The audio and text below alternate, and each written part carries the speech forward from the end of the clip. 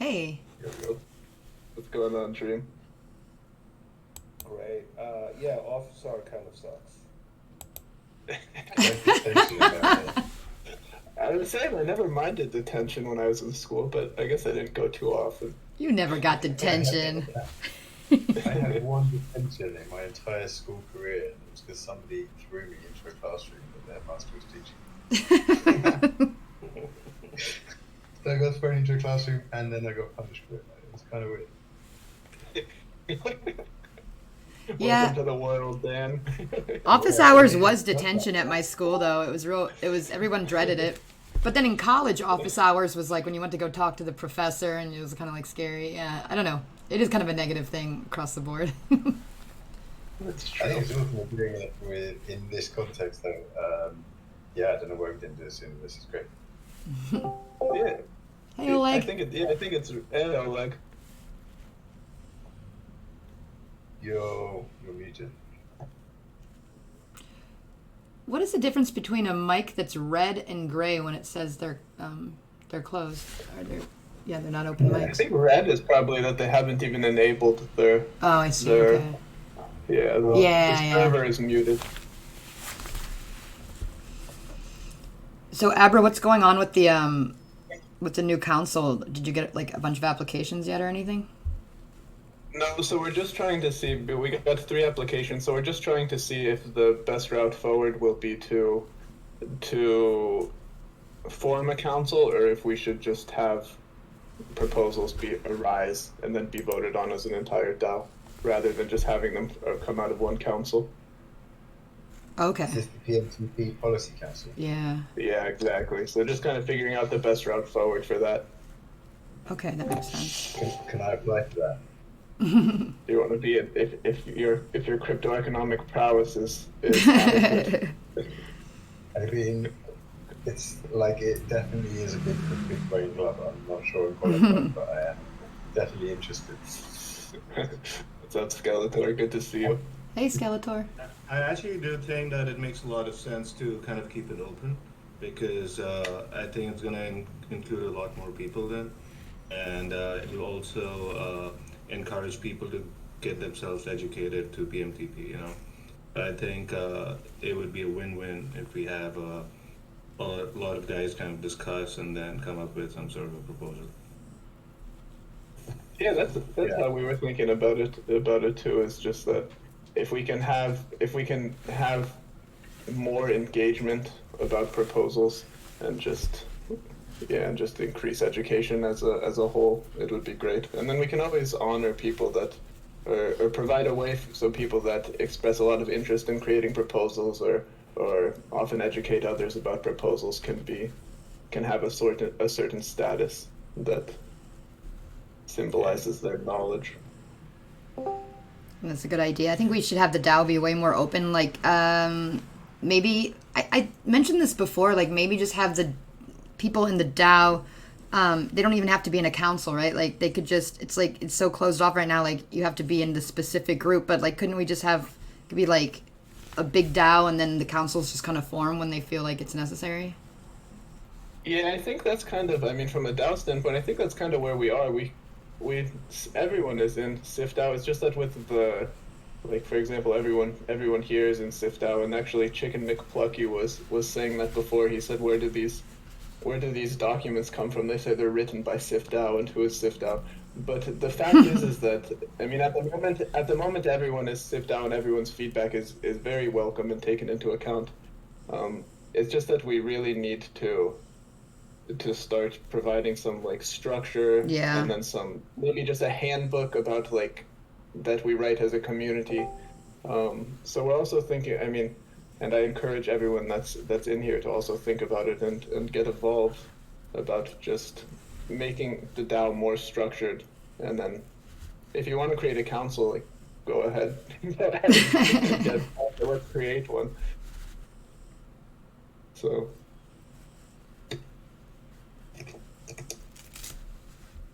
Lysergic, is your name is the name Alex Lysergic? Or is it pronounced Lysergicalix? I've always been tongue tied with it. I go with Lysergic Alex. Oh, hi there. Just call me Alex. Yeah. So lysergic comes from lysergic acid. Who knows? One of the best acids. Yeah, I guess acids they serve a big purpose in general, but especially lysergic acid. A solvent, That's right? good. Yes, also as a solvent.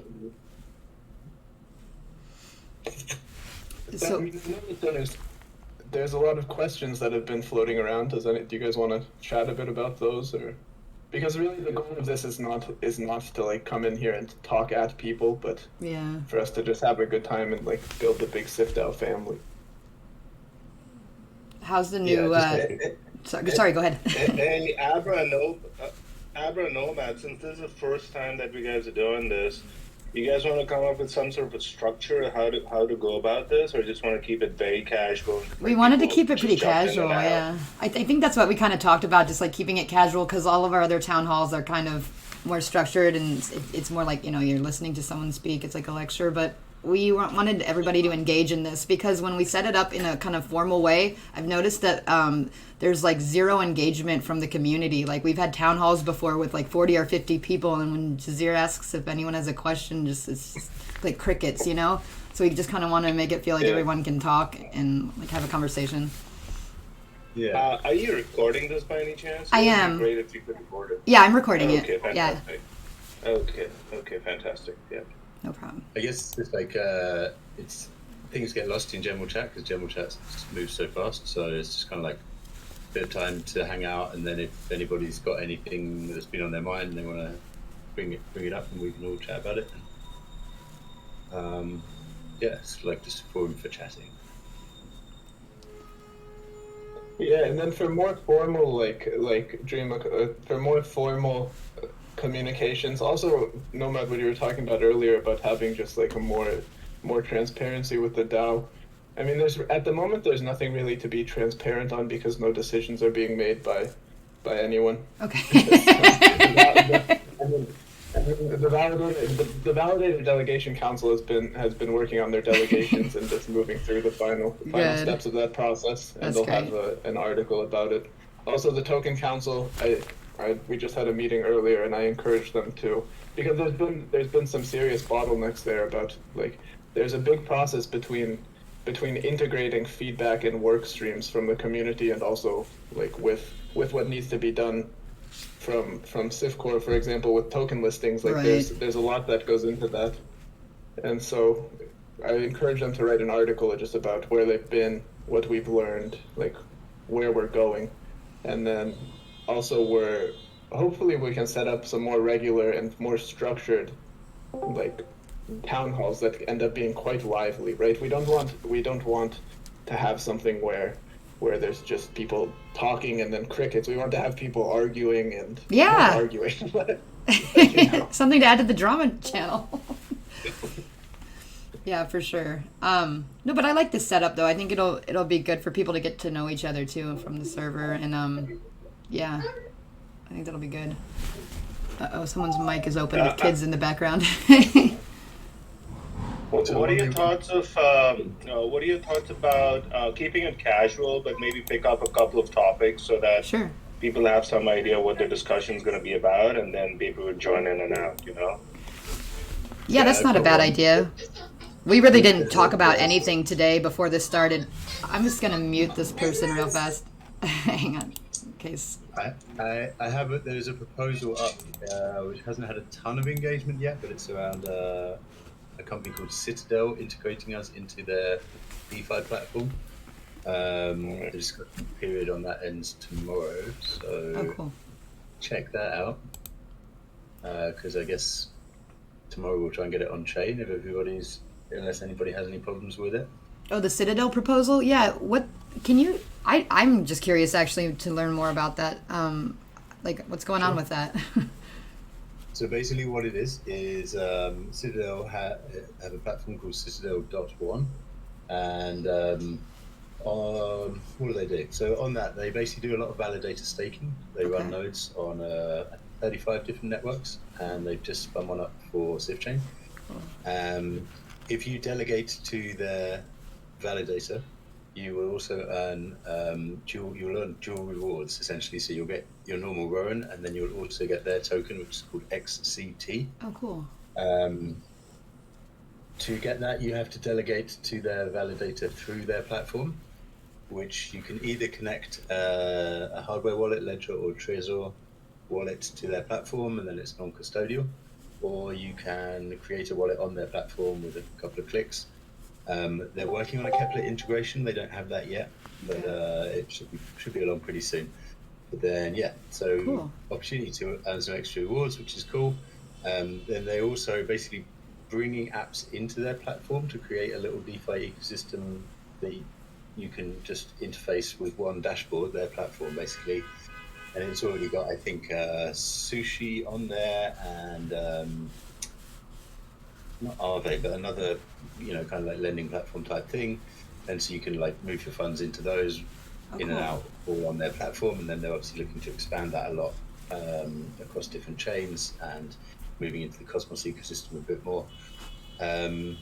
So yeah, they're doing cool stuff. They want to run a validator. They're going to give us some extra rewards if people want to delegate to them, which is cool. And then they're also going to integrate SwiftChain as like a trading venue within their platform. They're claiming like 60,000 daily users, which seems incredibly high. But I see a lot of sort of claims about daily users from various platforms that seem incredibly high. So I'm not sure how they measured that, to be honest. But they seem like really good people. They're definitely on the case and very long-term view with what they're doing. So that seems good. And they've laid out their costs to do this integration in a lot of detail in the proposal. And from my understanding of what dev time costs, they seem really quite reasonable. Cool. On the low end. So yeah, I think it looks like a good idea, but check it out. Yeah, it's good information. Thanks. Anybody feel anything about that? Hey guys, Skeletor here. Hey, Skeletor. Actually, hey yo. So actually, I'm a user of Citadel, so the platform is pretty good. They have already integration with PancakeSwap, Uniswap, Osmosis at the moment. So you can interact with those AMM directly from their app. The only point which I think they should address is that they don't have a dark mode, so everything is extremely light. Dude, check out Dark Reader app from the Chrome store. You can put dark. I forget where I read that, Skeletor, but I think it might have been your comment. I either saw it in like the Citadel. I might have gone to their if they had a Discord room, or if they said something in our Discord. But somebody mentioned that to them, and they're like, "Great, looking into it." That's kind of been you.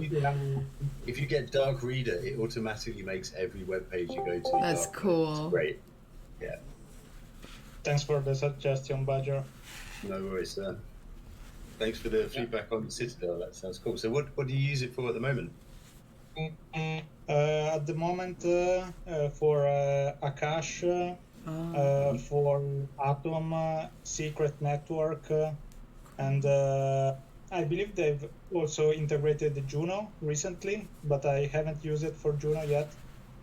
And basically, if you stake with Citadel, you are entitled to receive their native token, which is XCT, and okay, at the moment is not really valuable, but if they will implement additional features, who knows? So cool. Do you know roughly what percent APR you get in the XCT token? One moment, I'm checking out. Yeah, I was curious about that too. That's the crucial info, isn't it? I believe that APR is different based on the token which you are staking with Citadel. So for different tokens, they have a different APR, which is included. But the general APR is, one moment, I'm checking. Guess it depends how many people are in that pool, and right. probably quite high to start with. Yeah, when they started, it was very high, over 1,000 APR, 1,000% APR. But All now I right, think I'm What? queuing it out. I'm queuing it out. Gonna go I and give cannot, it a look now. I cannot prove it. I believe that they have removed it from the interface. Okay. So guys, you know what's really interesting here is that, in Cosmos, which is extremely young in DeFi, people are like extremely just used to very high APRs, which is not the case with like ETH, for example. Whenever I talk to guys from ETH, and I talk about APRs in Cosmos and like being over 200%, etc. And Skeletor talking about 1,000% APR, it's just mind-boggling, right? Yeah. And and that's sort of the trick that I kind of think that we need to probably leverage off, because since Cosmos is still pretty young and TVL is pretty low across Cosmos, that's the only reason why these APRs are so high, right? And ETH guys, a lot of guys just don't know that this is happening, and it's a very stable ecosystem, as you guys probably know. So and within IBC right now, SwiftChain is the only kind of like platform which can bring in all of the ETH and ERC20 guys, and I think that that's really one of the biggest leverage that we have. And I talk to them and tell them that, okay, SwiftChain's been, like, the row and price has been very stable over the last 3-4 months, and it's offering 300% APR. It's just mind-boggling to them. They just all want to rush, and you can see that with what's happening with LUSD, and when we talk to some of these other ETH guy like Frax, etc. It just shows that these guys all want to just come in. The information is just not there. Yeah. They just don't know about SwiftChain, and that we have a Cosmos bridge, ETH bridge to Cosmos. So it's just we need to do something about that, in my opinion. This is actually, I mean, it's something that comes up quite often, is that like more marketing. But Yep. the thing that I'm curious is about is like what approach first, like what do you all think of as marketing, and then how can we scale this approach? Because most like SwiftChain really, especially SwiftCore in particular, like it's really an engineering company. There's a couple of us that do a bit more like business development stuff, but it's a very small, like the majority of the company really is focused on engineering, and this is something that we consider a very important aspect for SwiftDAO as well, to start taking and running with in a coordinated, like orchestrated fashion, not just going out there. But grassroots efforts help as well. But I'm just curious, like what everyone thinks about the best approach to actually getting the word out, because everyone says like if there's only more information, if people only knew it, but information it's quite easy to create actually, and then there's no barriers to entry to create information and distribute it. Yeah, I mean, Albert, just the way you kind of went after Frax, right? The approach is going to be very similar. I think once you're able to talk to guys and like kind of like give them a flavor of what's happening in Cosmos, it's almost incredible that a lot of the guys out there just don't know Cosmos and IBC, right?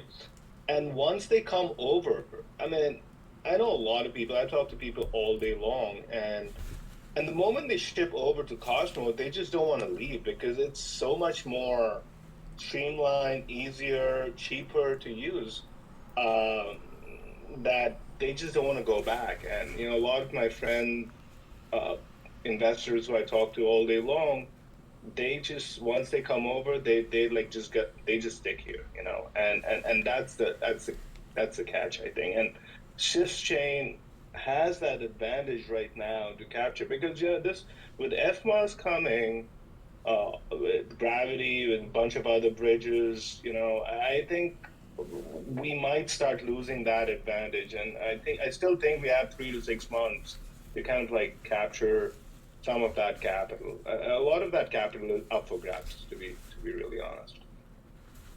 So just your question about how we go about that, I think the only way we can go about it is the way we did with Frax. And we just go to the community, talk to them about it, and Like I was talking to Seth Moon the other day about trying to get Metis. Metis is it's almost a cultish community as well, and it's a very new project. And apparently, we have a very good relationship with Metis, and I think these guys are building some sort of a bridge with Andrew Neba, I think. So Metis ultimately will come on SIP. I think we should approach them even before that. But these are just examples. I think just go after strong community which have a, sort of a higher market cap, so that they don't feel kind of twitchy and kind of providing liquidity or external rewards. I think there are a lot of communities like that, which strong communities, and the token is doing well, and they'd be more than happy to come on Cosmos and try and like get that exposure. I think that's the key. Yeah, definitely. I think this is also probably, I mean, it's probably a good time also to bring together a couple of points. The first point, because there's a lot in it, and we can break it down. The first point is that these marketing efforts, and like what I was talking about earlier with the Token Listing Council, what we've learned is that all of these things require coordination, right? We require like if we're going to go after a community, we have to make sure that all of the pieces are in place. And so a good starting place for this would be to go after communities like Render or ERC20 tokens. Like we can very easily, the people that are just here listening to this call, like I know there's a bunch of very passionate people in here. We can very easily, y'all can just start a working group and just start hammering at these communities, like going out, acting as diplomats, like making proposals to their DAO if they have them, and we can pick that up and run with it. So that's the first part of just what we can do today, like right now. The second part is about coordinating the release of information, and so something we've started doing recently is something called information scaffolding. And what it means is that for everything that we're releasing, for every new product, for every new idea, new feature, we're outlining, like whenever we have to make an announcement, we're outlining what are the key messages in this announcement, what mediums do we want to present this information to, who are the important people that we want to present this information to, what is the best and clearest way to present this information. And so this is already what we did with PMTP, and we're continuing to do in our conversations about it. But how it's relevant here is that we can very easily take these like information scaffolding pages that we have, which just presents like a unified approach to sharing information and starting a grassroots marketing effort. And we can easily take this and share it, and then we can everyone that's part of SIFDAO can then take this and run with it and create content about it, and we can even incentivize this type of thing with a bounty board, which is what we'll be doing soon. Which takes me to the third point, and then I'll let you all jump in on this, which takes me to the third point, that we recently had a thread about onboarding new chains, because once Peggy 2 comes out, and it's closer and closer by the day. Once Peggy 2 comes out, we first are just having, it's an upgrade to the current bridge, but after that we really are just going to start, like every couple of weeks we're going to be having a new partnership and bringing a new ecosystem on board, a new EVM ecosystem on board. And so we can use all of the above, what I just talked about, of leveraging community, leveraging our talent, right? Like we have a very passionate and engaged community. Y'all know really a lot of stuff. So we can leverage this, we can leverage the information scaffolding, which has key messages and stuff, and we can really make it so that every single new ecosystem comes on, they're absolutely aware of what opportunities SIFchain has, why this is cool, how vibrant our community is, with the ultimate goal of getting people engaged in the community and obviously providing liquidity. So we can coordinate all of this stuff. It's just a matter of having the interest and actually doing it from a SIFDAO perspective.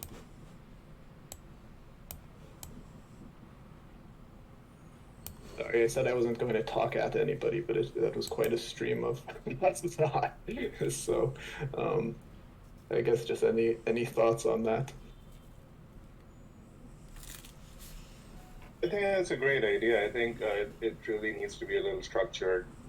And you bring up some great points. I was just wondering, is there like some sort of a portfolio that we have created that any of the guys from the SIFDAO can take up with a certain community, like content that you've created. Like, for example, I know that you work with Frags, but it was more like you just going to that Telegram and Discord and kind of talking to the community, and that got them interested, and then the whole proposal, and then they came over.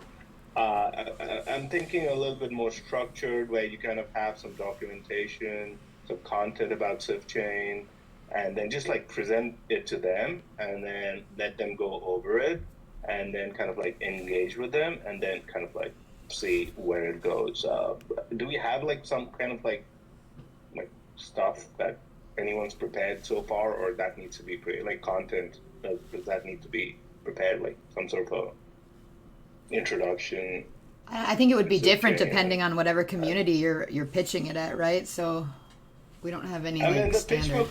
book. The pitch book can be like a standard generic pitch book. We can just change it a little bit and tweak it to Yeah. kind of like, like the content's going to be the same, right? It's not going to change, because right now all we're doing is, okay, either we're targeting guys from ETH or ERC20, or we're going to target guys from IBC, right? I mean, we only have those two right now. Yeah, later on, maybe in a few months, it might change, and we can have like other kind of like other chains that we can go after. But I think it's going to be very standard, at least right now, for the next 3 to 4 months.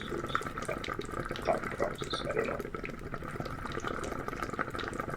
Yeah, so I know that Bucky has a lot of good thoughts about. I mean, it's not. I don't imagine that the most effective way to do it is you just hop in there and like throw like cold, and then throw a pitch book at them. But I'm curious, Bucky, and also Badger has done a lot of the kind of docs and stuff as well. So I'll pass it off to both of them. Yeah, you definitely need to have kind of a plan when you're going to approach a project like that. But it usually starts first and foremost with some relationship building. Like, I'll usually want to touch or be in contact, anywhere between 3 and 6 times before you ask somebody you just met for something. But I would like to see something like that, and something that could be approved upon, right? So maybe one approach is better than another.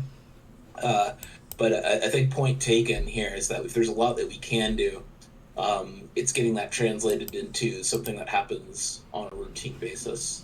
That's where we need more work. My kind of thought here was that, a lot of the guys here who are in SwiftChain are not just a part of SwiftChain, right? I mean, they're part of various communities who are probably engaging with other communities as they're doing with SwiftChain here. So instead of like trying to, as you said, making cold calls or just kind of like just hopping into the TG and trying to like engaging with them, I'm sure a lot of guys engage with communities on a daily basis. I think the right approach might be that guys who are familiar with certain communities, they just go with them. The community will trust them a lot more because they see them in their Discord and their TG pretty much every other day, and would trust them a lot more if they try to promote kind of or introduce SwiftChain there. I don't know. I thought that would be like I can give you my experience. I am in a lot of Cosmos communities. I talk to guys all day long, so they know me. They kind of trust me, my opinions, my views. I can go there with them. I am not that familiar with. I mean, I am in a few kind of ETH communities as well, but that's about it. Well, I'm thinking a lot of guys like me who would be in various communities where people trust them, and then that's where we can like get the max impact. Is what I'm thinking. We do have some pretty big changes in progress as well, like marketing wise. Tiff Moon's been doing a lot of work with an agency, getting them onboarded, and choosing an agency and then getting them onboarded to understand, I guess, where the direction we're going in. Then we've done a lot of work as a team to kind of define where we want to get to, and then the strategy for getting us there is all being worked out. So there is going to be a lot happening marketing wise over the next few months. Yeah, I think that all of that activity that's been kind of going on behind the scenes, because I mean, I don't know, this is why it's great to have an opportunity like this, because really I mean, I know that sometimes y'all see like there's a bug on the DEX, and then everyone's like, oh damn, like what is Sifcore doing? They don't even care about UI. But in fact, like there's the reasons for a lot of these UI problems is just that we're in a transition period, right? Like in multiple ways, which we can expand on further down the road. But we're really in a transition period into this new, like the new rewards module and such. But anyway, back to the marketing point. Like Badger said, that there's a lot of work going on behind the scenes for that, and it would really be amazing, like that we can have.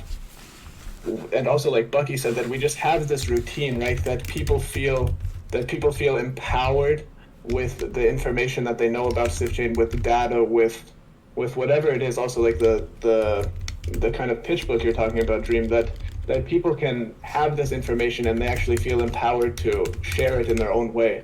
Like, and I think that's the point you're getting at. And I absolutely. I mean, if people do that, it's great for everyone. Everyone benefits from doing things like this. I think Yes, that's helpful. and Go on. actually, guys, this idea which Drew mentioned, I tried to push it from the marketing side when we just launched this expansion. So what I try to do, I ask our CMs like to push this campaign in other Cosmos communities. Like as Drew mentioned, many of our CMs, they also managing other local communities or global, like as Karan, as other our CMs. So they tried, and like what they faced actually, like many supporters of other communities, they mentioned like we don't like SIF because of their bugs and their other problems, so we don't like to use it. And after that, they were afraid to promote us this way, since like they were worried about their reputation. So yeah, the feedback about this. I mean, I agree with you all. Like, I see that all the time with other IBC communities where people are just not very comfortable using SIF at all. And I think a lot of it is to do with what sort of happened, maybe 6 to 9 months back. So quiet here. I just got here. What's going on, everyone? Can you hear anyone, Casey? Oh yeah. I mean, I'm here. Okay. Was it just like in a deep thought? No, Dreamcatcher like was a super active conversation. Oh, I just came in just hot. Yeah. My bad. I will. Moon, you just killed my thought. Moon, you just killed my string of thought now. Now you can take over. Nah, Dreamcatcher, go ahead. Yeah, what were you saying, Dream? I wanted to hear that. Why the lack of trust from other IBC communities related to SifChain? Yeah, I mean, I think it's been a big issue, honestly. I mean, it is unfortunate that what sort of happened when kind of SifChain launched and all the tech issues, the Terra issue has been a big problem.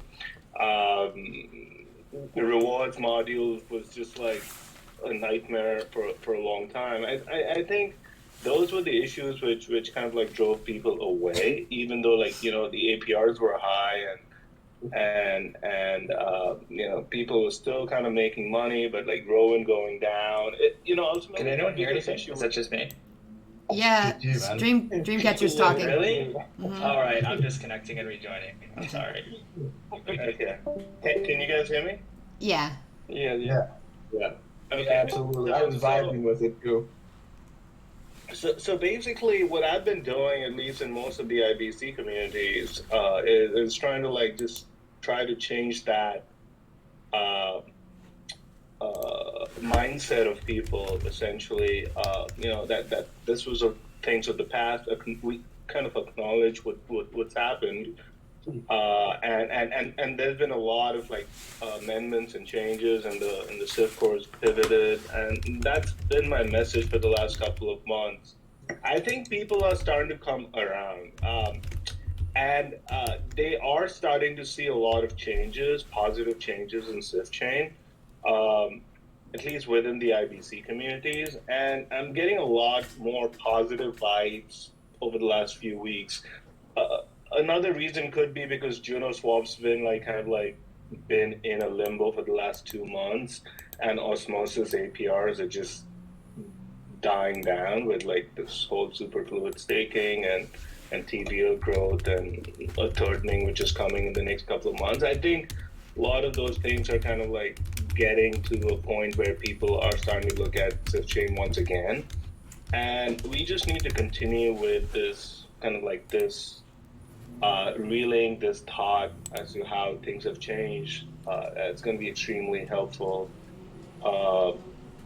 And yeah, I think IBC is not that difficult to gain traction with.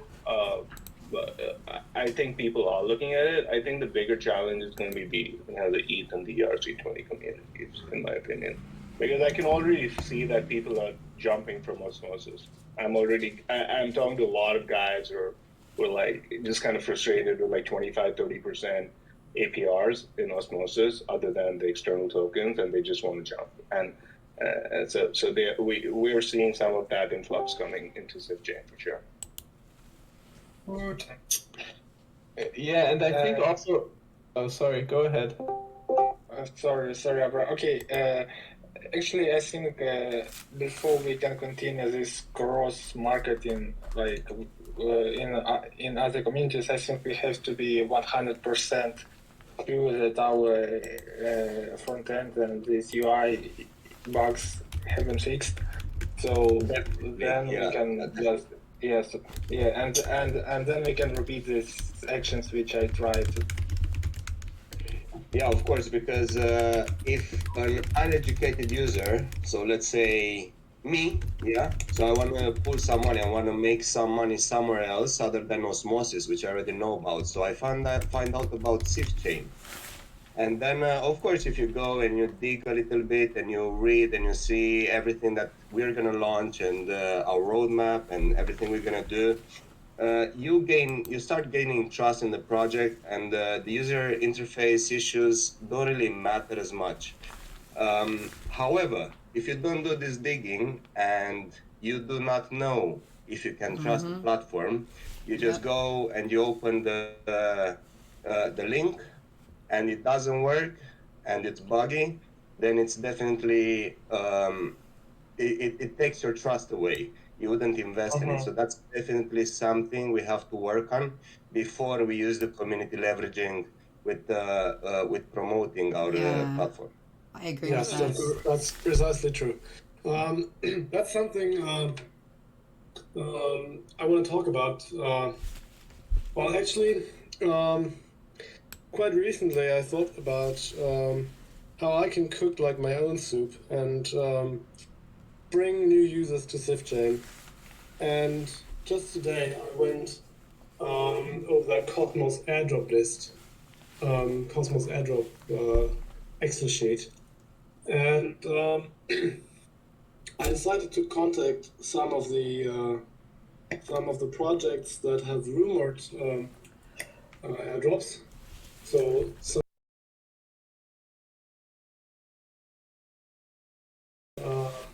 they will airdrop to whom, and so I texted one of my friends who is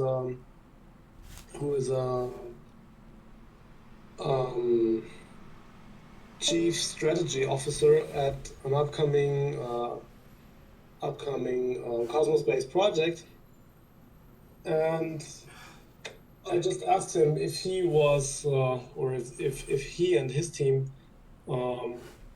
would like to cooperate with us and airdrop to SwiftChain users.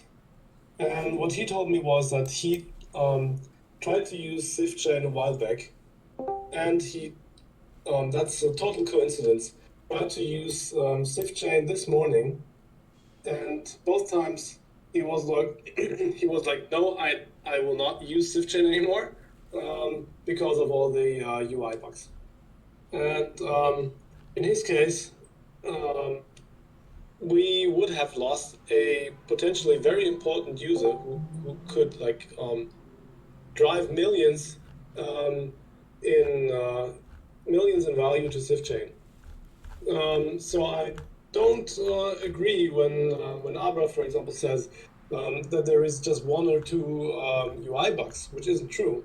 Like, the UI bug history is very long, and like I don't remember a period where our UI was working flawlessly for like more than a week.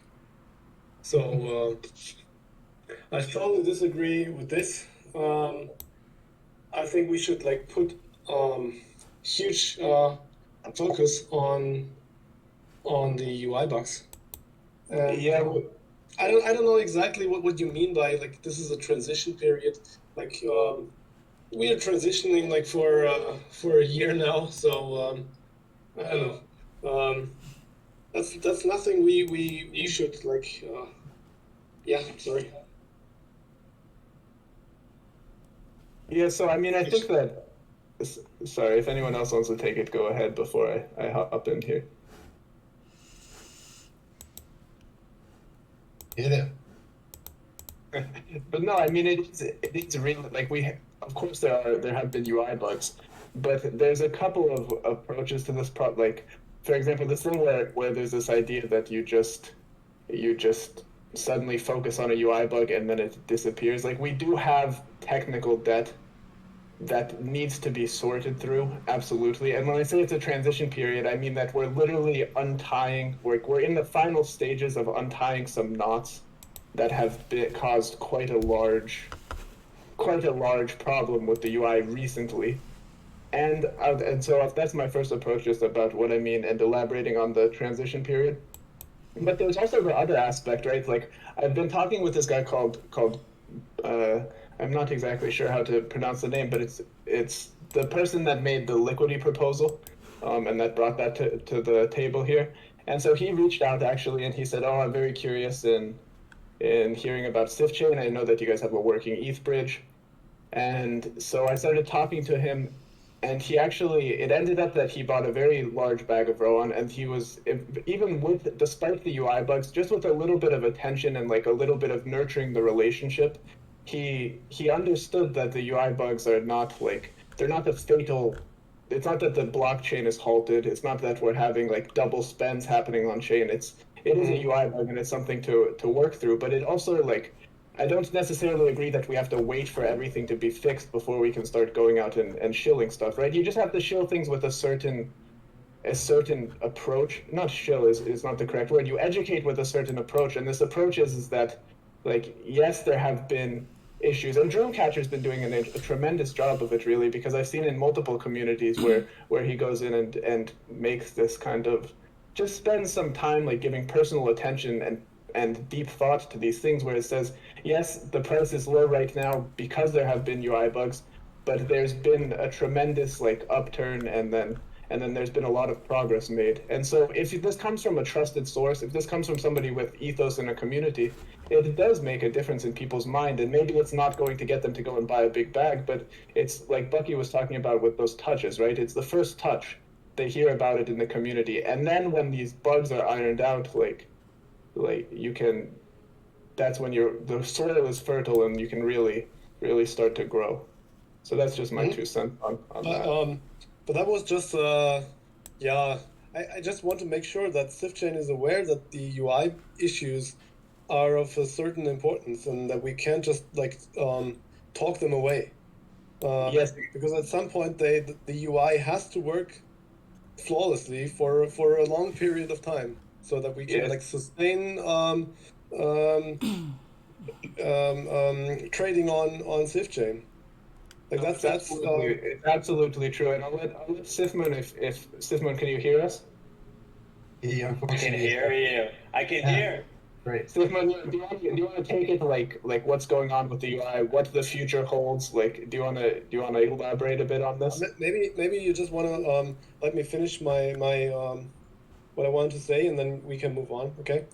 The other thing I wanted to say is, like, I was wondering what's the difference between us and our biggest competitor, Osmosis. Like, why are the Osmosis users so loyal, even though people could earn much more on SifChain than on Osmosis?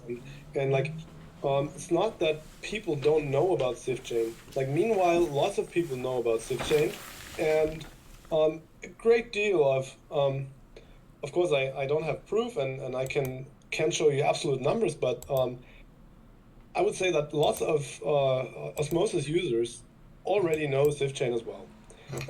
But still, they refuse to use SwiftChain and stick with Osmosis. So why is that? Like, it's not that Osmosis is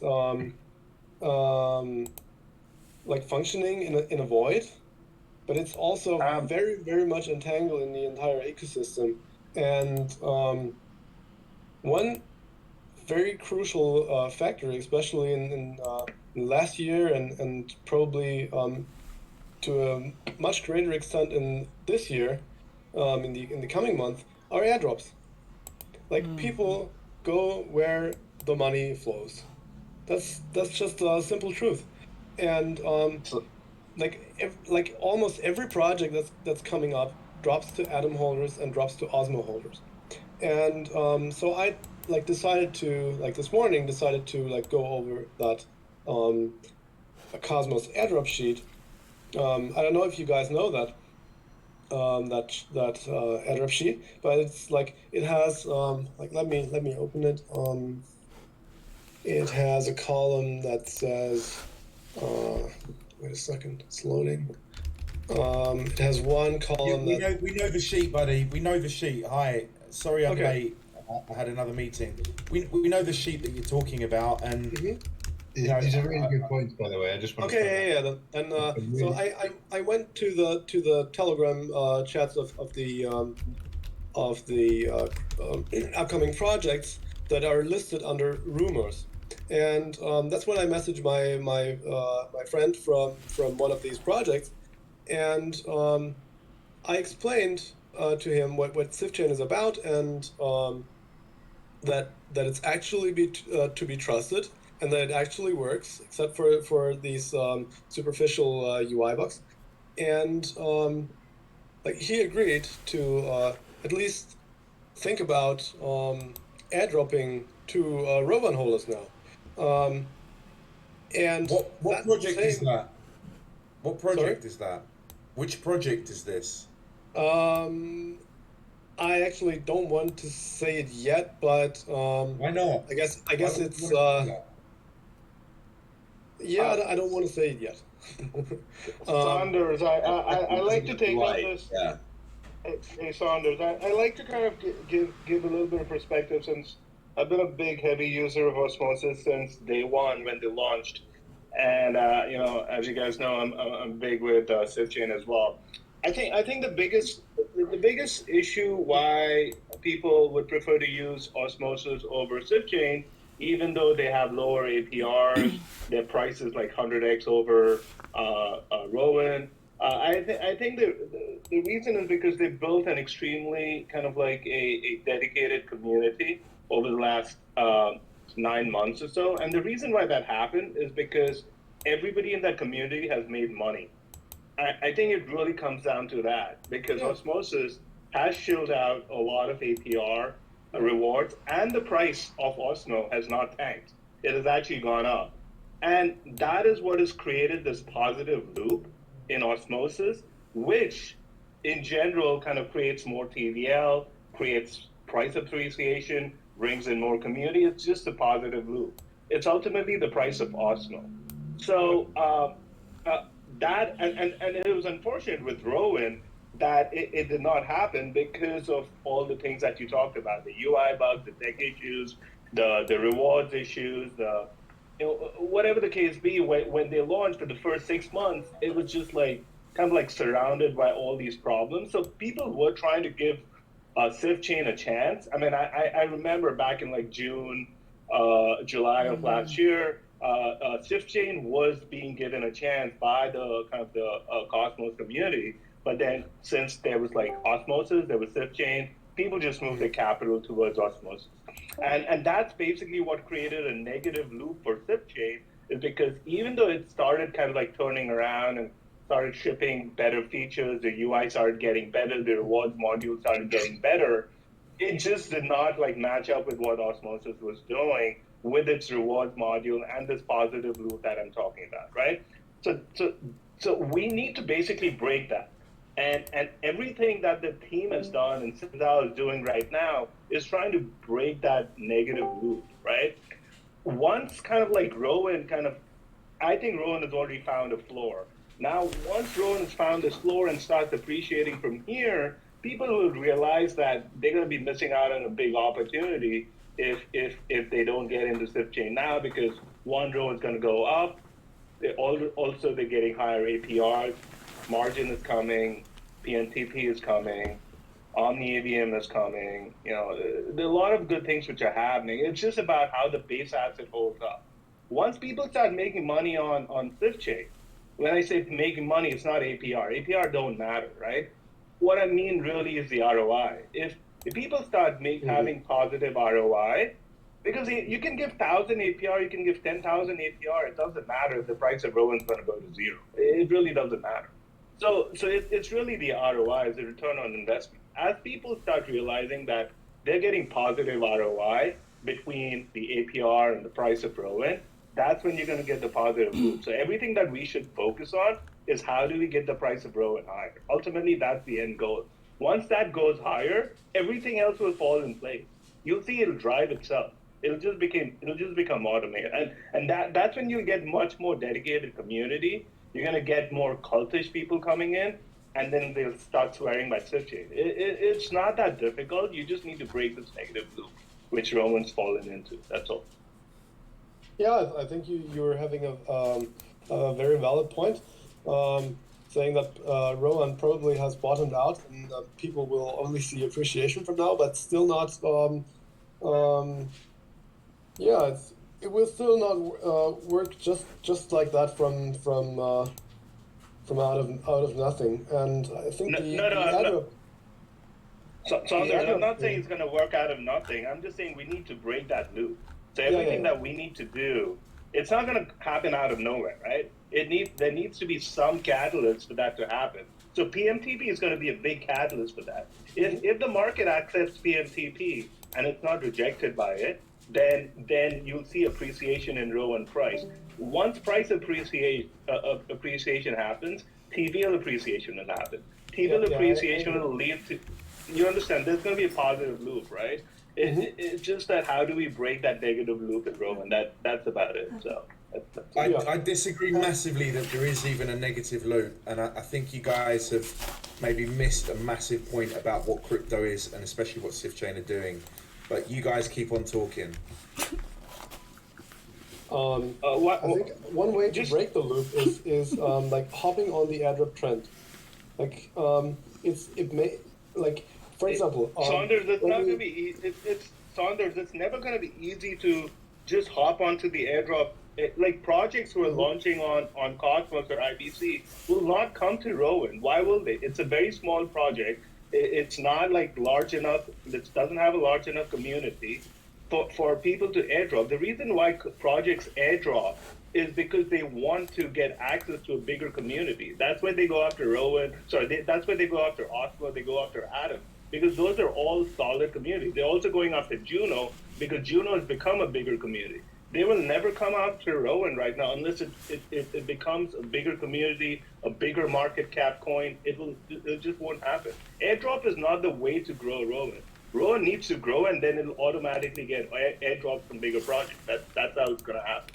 It won't go the other way around, that we give airdrops and then Rowan grows. It just won't happen that way. Yeah, I think it needs a I do think that lots of people like buy a coin for the airdrops.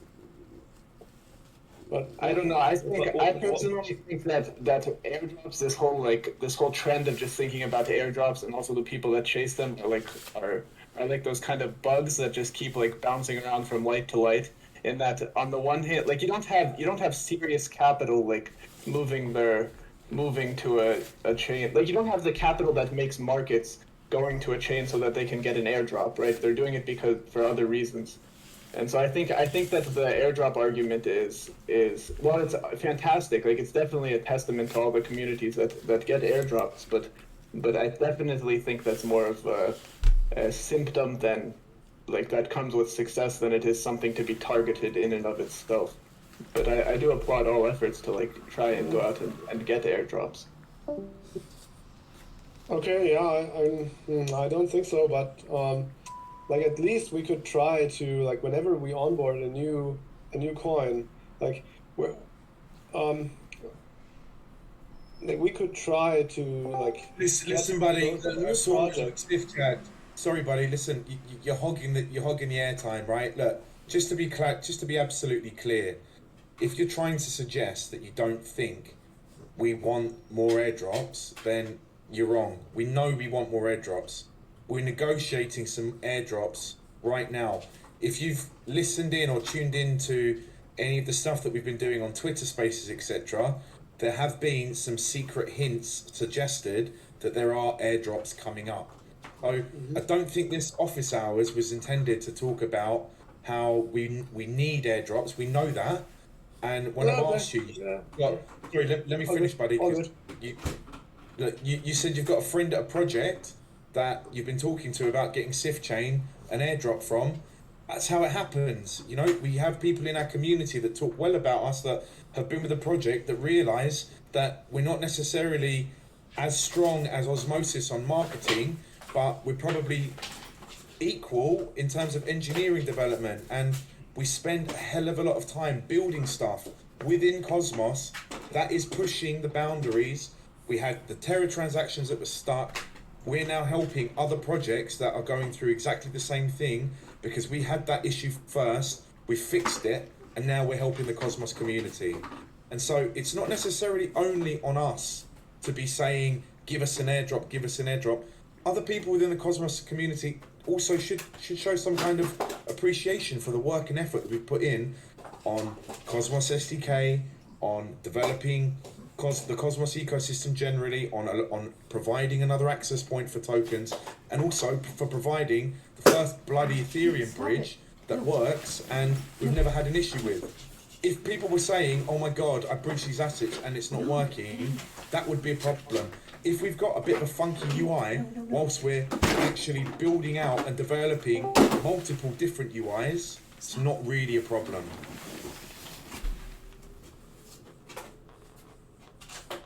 All right. Okay. Cool. And I think from that, I mean, we're right at the end here of time. I was hoping that we could today address a little bit because Dreamcatcher recently put in the DAO chat this spreadsheet for Sif's Ascension.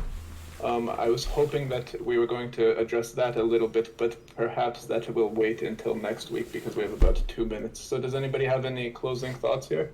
I thought I'd like to say, I mean, I thought it was a really great and lively conversation, and these are the kind of conversations that should be taking place passionate and engaged.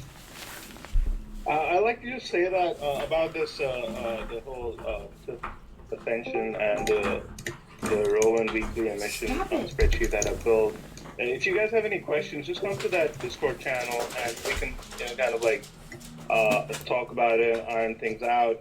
It's still kind of the first or second iteration of the spreadsheet, and I'm just kind of looking at for feedback so that we can make it a lot more robust.